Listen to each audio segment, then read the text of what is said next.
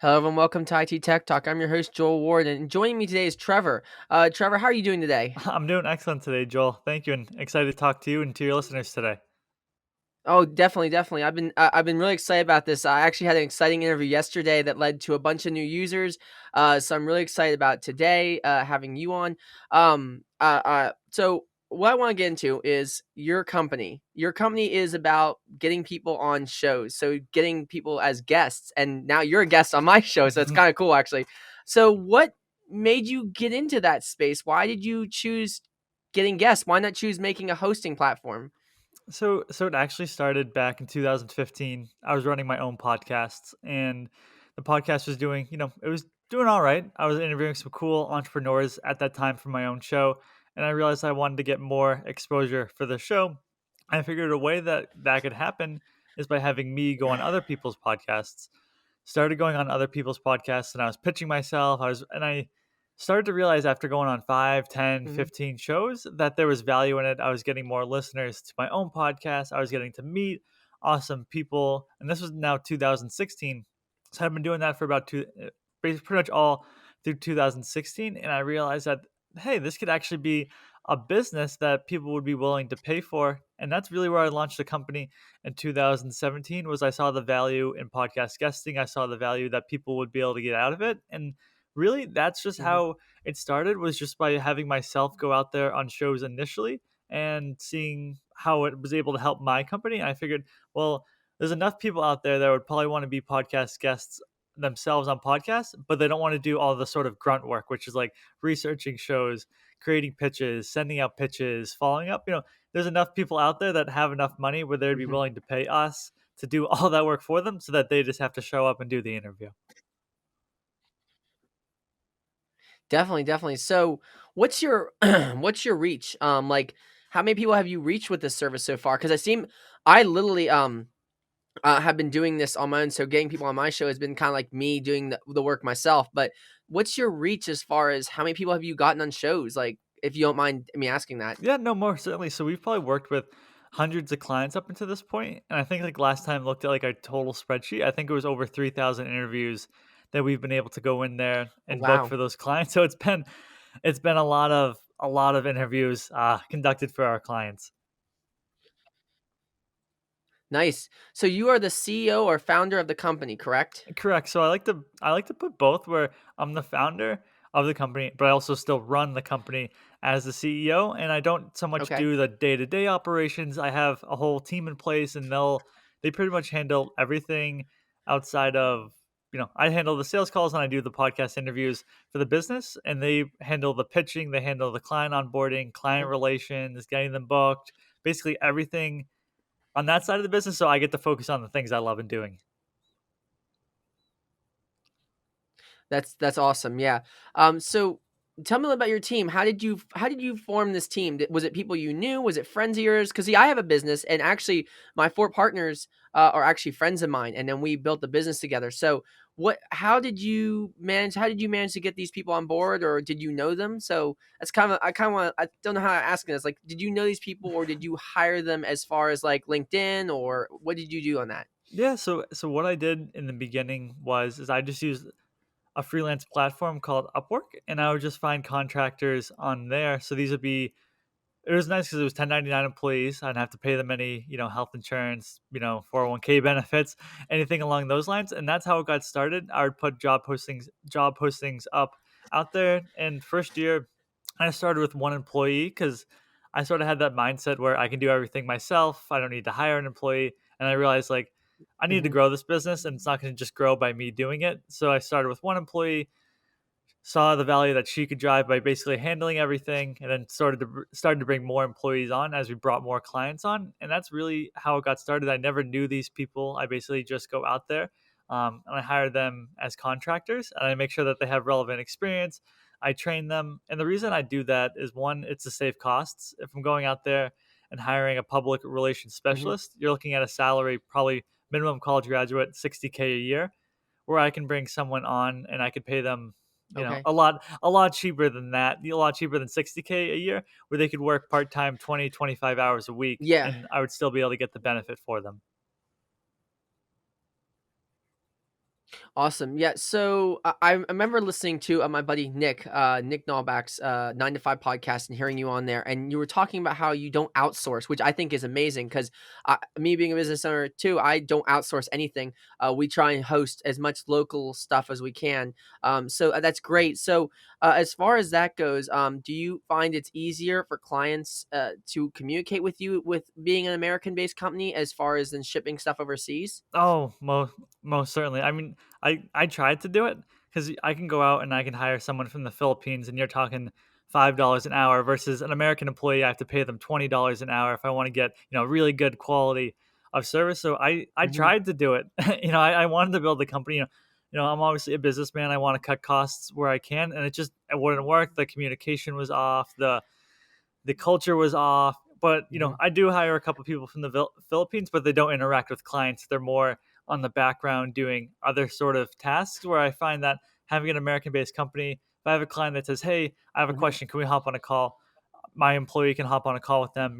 They're English speaking. They're from different parts of the United States, like Hmm. Maine, Tennessee, Connecticut, those spots. But for the most part, I do like having it in the US because I tried to go cheap and it just didn't work for our company. And there was just so many headaches where in the US I don't feel like I have to babysit them.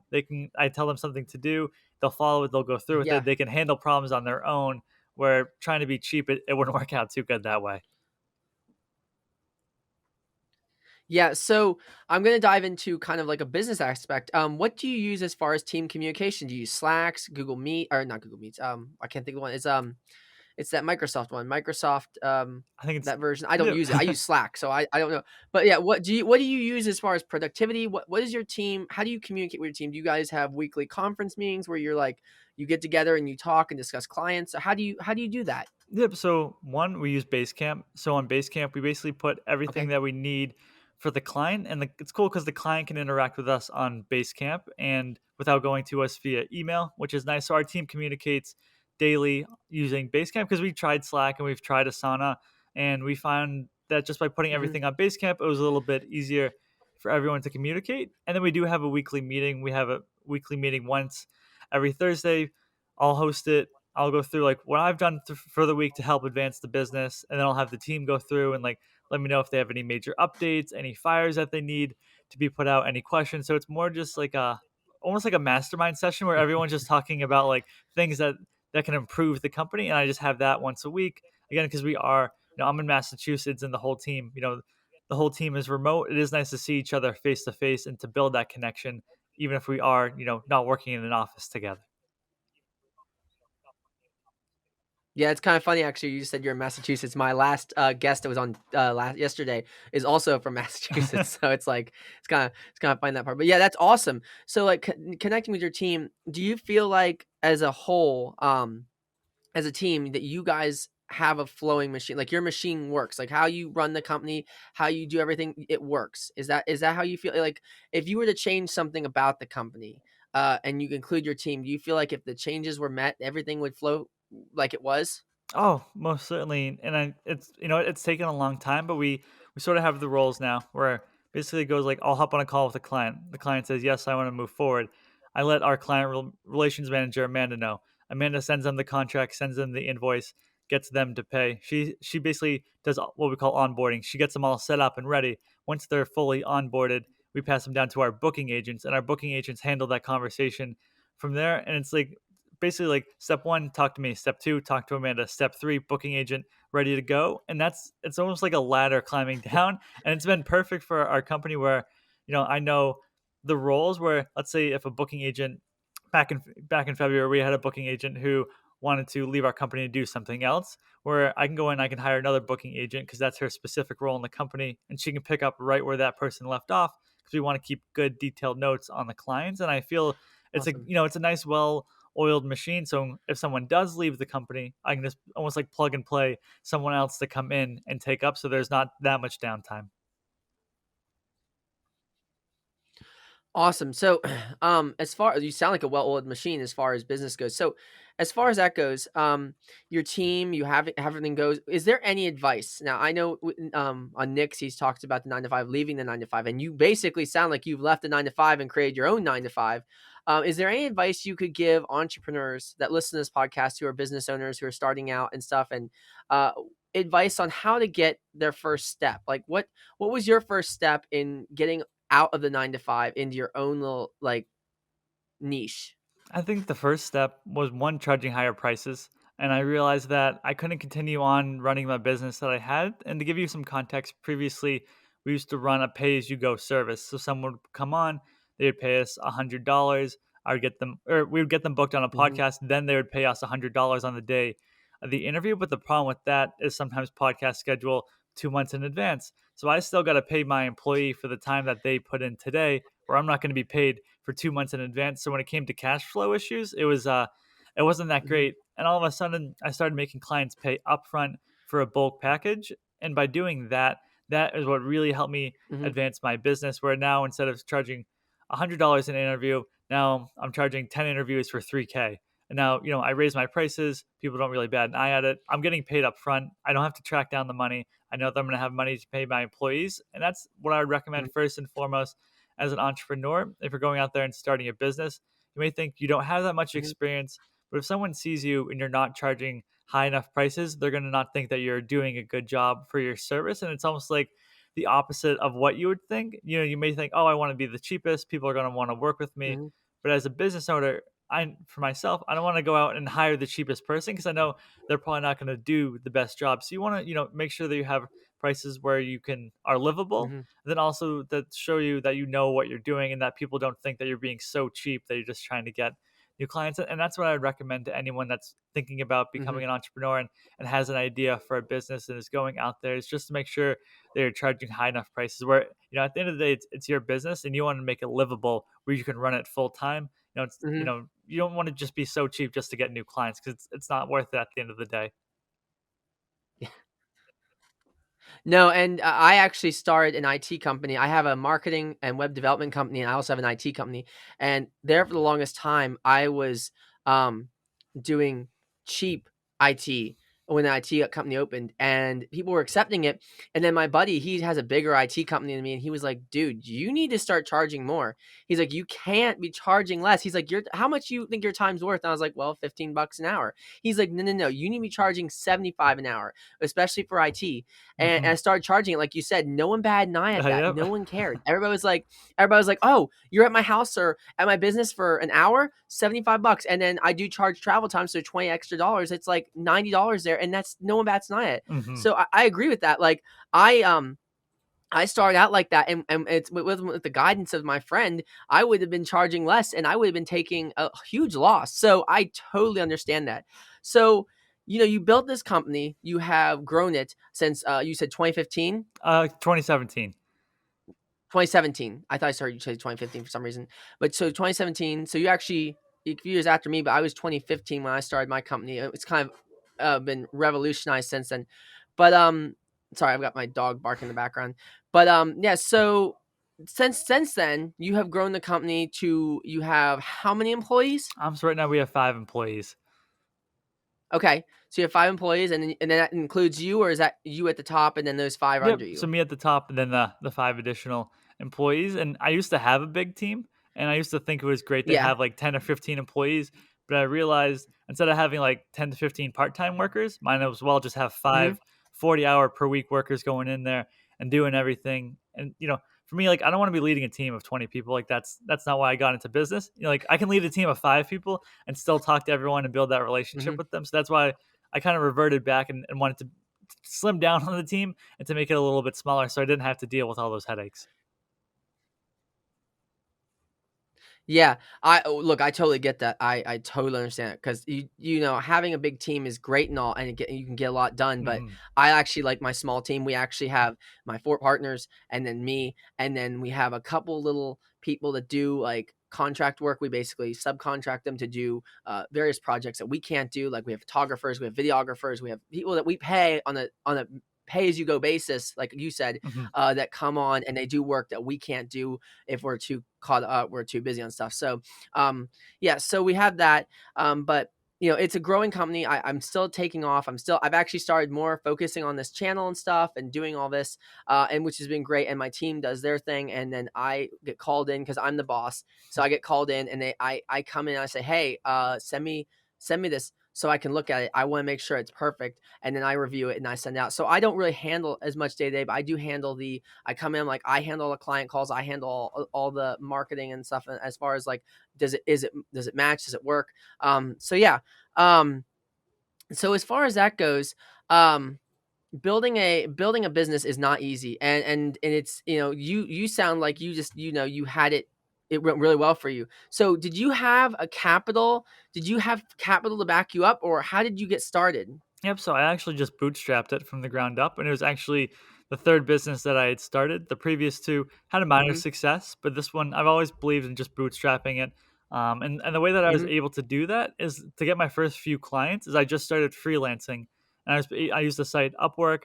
I would go on Upwork. I would find basically type in the keyword podcast, and it would bring up people that want to get booked on mhm, podcasts, and that's just how I got my first couple of clients, and it worked. I didn't have a website. I didn't have a website until my first year into the business. I didn't, it was just me myself. So I wasn't going out there and totally marketing to it. And that's really just how I started. I was just freelancing mhm, my service out there. And this is before I had a team, before I had a website. And, I didn't have to do any marketing spend. I wasn't doing like Google ads or Facebook ads. I mhm, just was free picking up people freelancing. And that's really how it got started. And I continued to pick up more people. And then about 6 months in, I was like, all right, I gotta build a website for this. I gotta take it off Upwork, and that sort of thing. I found yeah, people on Upwork, they wanted they wanted a cheap service. They wanted it to be fast and cheap, and I knew mhm, it wasn't good for the long run. So I wanted to eventually take it off Upwork, which for the last 3.5 years we've been able to do. But that's mhm, how I got my start, and it was perfect for me. No upfront costs other than me spending my time applying to jobs and having conversations with people on how I can get them booked on podcasts. mhm. That's awesome. No, that's really cool. So, like, you basically are self-made. Now, do you make decent profits? I mean, you're saying you have like thousands of like interviews and stuff. Do you make decent profits to do this like full time? So this is your full time job, correct? Yep, it is. So the profit margin I make on my own after is about 50% profit margin after I pay taxes and pay my employees, Mm-hmm. designer, basically everything that goes into a client. So our prices Mm-hmm. are, we either have a 3K package or a 5K package. It just depends on the amount of interviews. So I'm able to make about a 50% profit Mm-hmm. margin on those when we do sign a client up, and it's been pretty good for the most part. I always wondered for the longest time, like, what are my profit margins to make sure that I'm Good. profitable? And then eventually, when I ran the numbers, and now I keep due diligent track of the numbers, because I think when you're first starting off, you don't think about it, and that's, I Mm-hmm. guess, another important point: keeping track of the revenue and expenses coming in and out. But yeah, it's about a 50% profit Yeah. margin for Yeah. Definitely. is what I'm able to make after paying everything. That's awesome. That's good though. And I was listening to you on Nick, and I'm going back to it, but the 9 to 5 podcast, that definitely tune into that if you haven't heard that me talk about it before. But um, the 9 to 5 podcast with Nick, and I was listening to you, and I was just like, man, this guy's like, he like left his job. I see. For me though, I am working for my dad full time, and he has his own. He's a self made person. He built a business off of literally nothing, and I work for him full time, and then I have my business on the side doing web development, which I went to school for, and IT, which I also went to school for. So I have that, and I have the marketing, which I also went to school for. So I kind of manage all that now, and just let them do their work. But I actually like, I like doing that, and having like, the self-made entrepreneurship was great, but it's like it does come, like, and we were just talking about how you got started, like it does come with a cost. And Hmm. actually, because I'm not gaining clients every day like as many as probably you have, I actually do still have to work a full-time job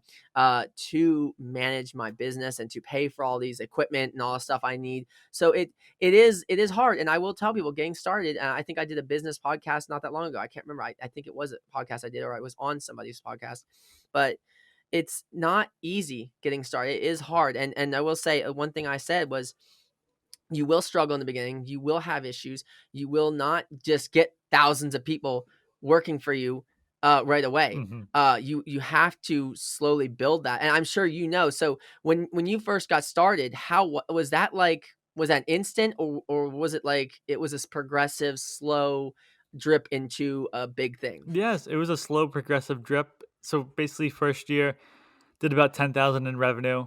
Second year, about Mhm. 50,000 in revenue. Last year did finally broke six figures in revenue, and then now this Mm, year where good. we've had back to back good months, and it's been 4 years. It started small and Mhm. then continued to get better. The more I learned, the more I figured out how to run a business, and I think that's basically Mhm. how I was able to do it. I didn't like first 6 months. I didn't make like $100,000. It took really into the third year and the latter Right. part of last year to hit to break through that plateau. And I think a lot of times people see entrepreneurs and they think that starting a business is something that's easier or that they're going to make money right away. I could probably calculate like the first 2 or 3 years of running a business, like the amount of hours I put in and the amount of money I made, it probably would be less than what someone would be getting Mhm. paid on minimum wage. Okay. So I've been wanting to ask this question. I just now thought of it again.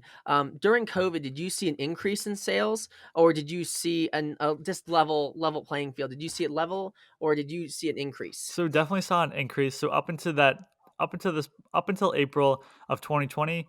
So April of 2020 was our Hmm. best year. It was our best month we ever had, and it was because so many people had their speaking events canceled. And then now we've been able to break the record we set in April. But up until that point, I mean, we did basically double what we had done any previous month, from our Oh wow. standpoint. And again, it came back to people, they didn't have any speaking engagements left, so they wanted to go out there, go on podcasts, and it benefited our business, which it was sort of a Hmm. weird thing where you watch the news and it's like all these small businesses shutting down, and I was like, here's my Hmm. business, and Yeah. we're doing the best ever. So it was an interesting thing. Obviously, I feel for all these small businesses out there. It's just weird how my business was not affected by it in the least, which I'm always very thankful for.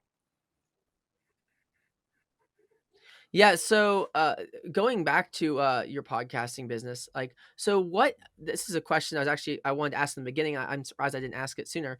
What is the most host? What? How many? What's the shows like? Tech, business, news. What is the most sought out show that you put people on, So probably the or genre? I should say genre. What? Yeah. What's the most sought out genre that you put people Yeah, on? so probably the most sought out genre is probably business or real estate Okay. investing. So if you're talking real estate, you have Bigger Pockets, which is the number one real estate podcast. And business, there's a ton of top shows out there. For whatever reason, whenever I bring up business, people want to go on the Joe Rogan podcast. Hmm. I haven't had any clients on this Joe Rogan Oh, really? I haven't had any clients on there, but Okay. that's like I his name of his podcast has been brought up on about 10 to 20% of the sales calls I'm on, where someone's like, "Can you get me on the Joe Rogan podcast?" And I was Oh, like, wow. "Well, if I could, I would be charging a lot more than I currently do." But we're able to get Right. some clients on top business podcasts out there, but that one just always stands out. People are always asking for that, and I always tell them like, Hmm. I'll pitch it to them because I have a pitching page, but it's probably the number one sought after podcast I see people want to get on. So, yeah, second question off of that is, do you, going back to your financial side of things, do you charge or pay the the host of the show anything, or do you just the guest pays you, they get on the show, and that's it from there, or is there some kind of money transfer between guest and host, or is it just you host? How does that work? Yep. So basically, the guest just pays us. So like it'd be like a client, and we sort of act as like a third party broker, where we'll go out there and get them podcast Okay. interviews. We'll basically bridge that relationship where they're not paying the host to be on, the host Mhm. isn't paying them to be on the show. I tried it for a little bit to see like what it would do to the conversion rates. If every pitch we sent out, we said, "Hey, I'll pay you Mhm. $100 to have our client on your show," and it didn't get that many great responses. Like not that people are mean, people just like didn't want Mhm. to, they sort of looked at it as like a bribe, which it wasn't intended to be. So I found that by not paying the podcast hosts themselves, it's been fine since that. So yeah, it just the client pays us to get them booked on shows, and there are podcast hosts that do charge. I think one's like Entrepreneur on Fire with John Lee Dumas. Mhm. Last time I checked, he was charging like 4,500 or 5,000 to be a guest on his show. So our company would just stay away from those shows, Oh my. and not and not pitch our clients to them. Awesome, awesome. Yeah, and I don't know if you have a list of who you get people on, but if you ever have people, that are interested in going on a tech podcast or business, I would love for you to throw my name out there. I definitely would host, I don't charge people to go on my show. So if you ever interested in getting people on my show, I'd be glad to do that too. So just throwing that out there, not trying to like market you or anything, but yeah, just if you ever have someone who's like, "Hey, I just want to go on a show, just like test the waters," I'm always down to getting guests on my show. So, Yeah, no, that's perfect. I actually have a client in mind of ours who we're working with right now. And I'll send you an email after our call with his information and see if you want to have him on. He has a super cool story, and I'll share that with you via email.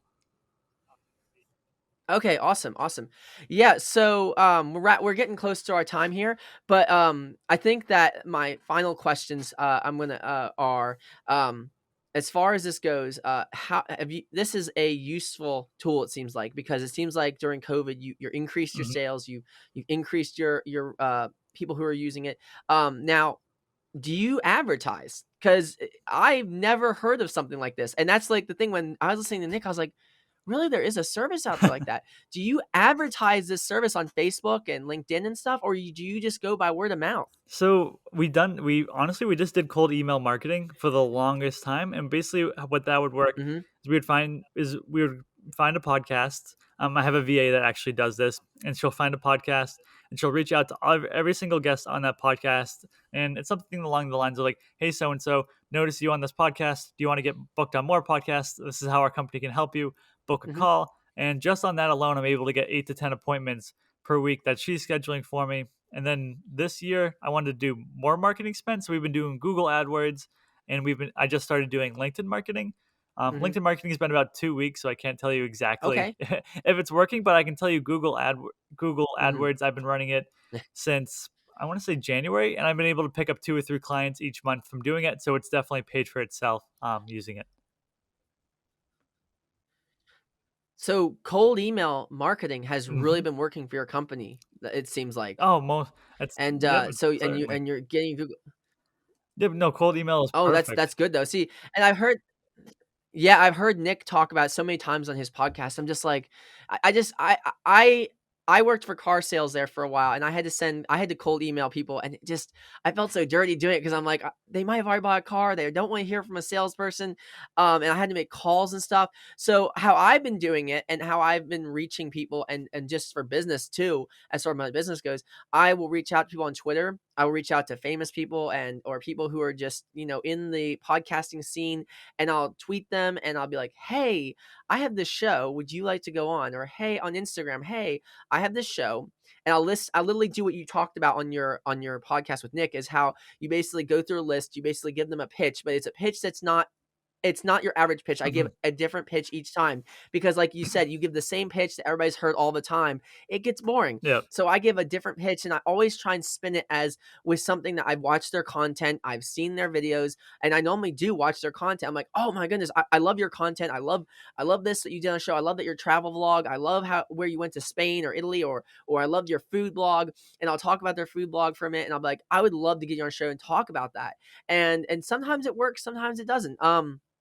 My guest yesterday, she I reached out on Twitter and she responded back, and it was a great connection, and since then we've been having conversations back and forth about her going on the show again. So I wouldn't say I'm cold emailing, I'm cold tweeting, cold tweeting, and cold Instagramming, and it's like it works somewhat, but I kind of need to talk to you about getting people on my show. I think I need to get logistically with you and talk about how can I get more people on my show, like because I would love to get guests, as many guests as I can on, and reach more people as far as like different ideas and different topics. Because my show is not just about tech. And I tell people this all the time. It's not just about tech. It's about learning from business owners, entrepreneurship. It is tech. It is news. It is anything that I can get on the show. It's basically a wide variety. I don't have a set thing. And I like having I know people should have set things, but I just like hearing so much stuff. Like the supermodel, the model that went on yesterday, like her just her conversation I had with her, and I had a couple of friends who have watched the video and who sent me private messages and said, "Oh my goodness, like that was so informative. Like I didn't know what it took to be a model and stuff." Like, and you know, and I've had the SpaceX. I don't know if you've listened to my podcast, but I have a SpaceX episode that went up, and I had so many people on my friends list who have listened to that, and they're like, "Oh my goodness, like." That was so cool. Like, there's so much stuff I didn't know about Mhm, SpaceX and Elon Musk. And it's like, you know, I try and be as informative and clean and positive and real with people as possible. But as far as, like, getting guests on, I've enjoyed the guests, and I've enjoyed the conversations, and having you on the show is just great because I've learned so much about something I never even knew existed. To be honest with you, I was like when Nick had him on, I was like, "That's a real thing," and I was like and now to know you're actually making good money off of it, mhm. that's awesome, dude. So, I'm really impressed with how you have just created something out of nothing, and, real quick question, I know we're on our time, but so when you were doing this, when you said you were looking up how to make this business go, was there any other companies that are doing what you're doing, or are you the only one as you know of? Yep, so there's about I want to say 6 to 8 other companies like myself, which Okay. which is nice because if you think of like let's say a Facebook advertising agency, you could imagine a lot of people are going out there Mhm, and starting them, which is nice where there's about 6 to 8, and myself included, about 6 to 8 of us that are mhm, out there, and which is nice because there's some competition where people know the because sometimes I'll get clients that we'll reach out to and they'll be a competitor of ours. They'll hop on a call and we'll actually sign them and they know exactly what mhm, to expect, and they just want to try different agencies, so they come and work with us, which is nice where there's some competitors but not too many, which I think mhm. is perfect for the space for us. Yeah. Yeah, definitely. Well, Trevor, thank you so much for coming on the show and talking with my guests about this. I'm sure there's going to be people messaging me, and I'll let you know. I usually try and let my guests know how informative and how interesting their conversation was with the friends and people who message me.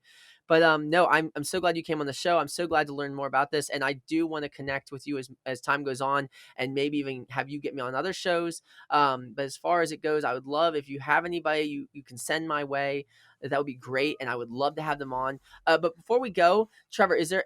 Can you give me my guests a way to contact you, where they can go, what the name of your site is? Sure. So if they they can go to podcastingyou.com/discovery, and if they want to check myself Hmm. out, LinkedIn, my name Trevor Oldham, or same thing with Hmm. Instagram, just my name at Trevor Oldham, and they can connect with me there as well.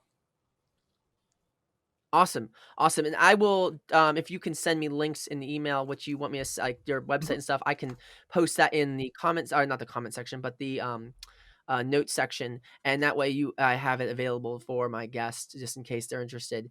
But yeah, thank you so much, Trevor, for coming on, and I hope to have you on in the future, maybe to discuss how your business is going. But thank you for tuning in, everybody, and I hope you all have a safe day. Thanks for joining me, Trevor. Thank you.